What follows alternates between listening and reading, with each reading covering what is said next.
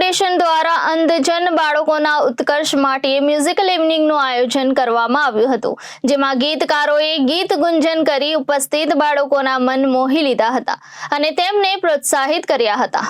સુરતના સંજીવ કુમાર ઓડિટોરિયમ ખાતે તારીખ 8 જૂન 2024ના રોજ એક મ્યુઝિકલ ઇવેન્ટનું આયોજન કરવામાં આવ્યું હતું। અંધજન બાળકોને પ્રોત્સાહિત કરવા માટે આ આયોજન કરવામાં આવ્યું હતું।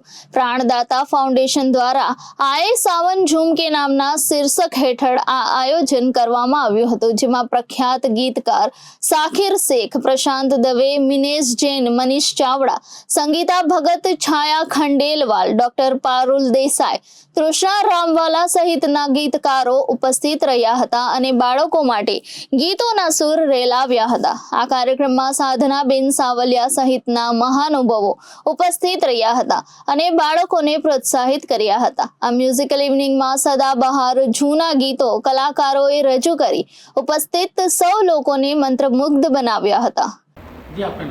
प्रशांत दवे नाम है मेरा। आज किस तरह का ये कार्यक्रम है? ये जो इवेंट है ये अश्विन भाई हमारे फ्रेंड है और एक प्राणदाता के समीर भाई, उन्होंने मिलकर के इवेंट ऑर्गेनाइज़ किया था, जिसमें अंधे बच्चे जो हैं उनका कुछ वेलफेयर हो ऐसा सोच करके उन्होंने इवेंट ऑर्गेनाइज़ किया कि अभी हम सिंगिंग इवेंट रखेंगे और अगर वॉलंटरीली कोई चैरिटी आती है तो हम उन बच्चों को ऑन द स्टेज मतलब ऑन द स्पॉट ही दे देंगे और इससे उनका भला भी हो जाएगा।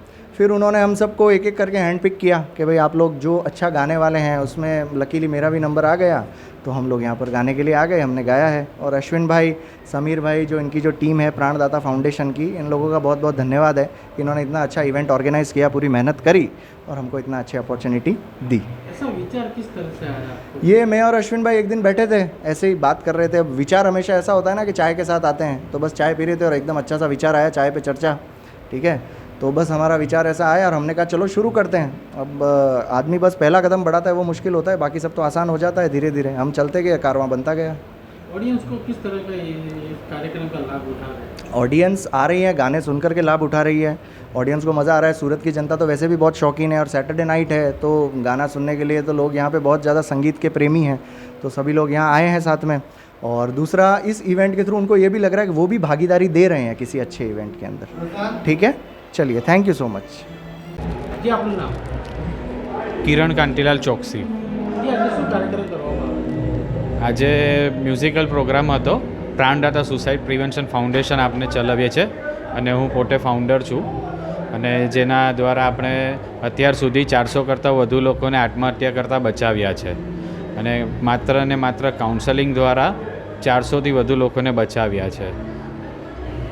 આ પ્રોગ્રામ કરવાનો ઉદ્દેશ્ય શું છે? આ પ્રોગ્રામ કરવાનો ઉદ્દેશ્ય એવો છે કે આ પ્રોગ્રામ દ્વારા જે કંઈ ટિકિટમાંથી જે કંઈ ફાળો આવે એ અંધ બાળકોને ડોનેટ કરવામાં આવે।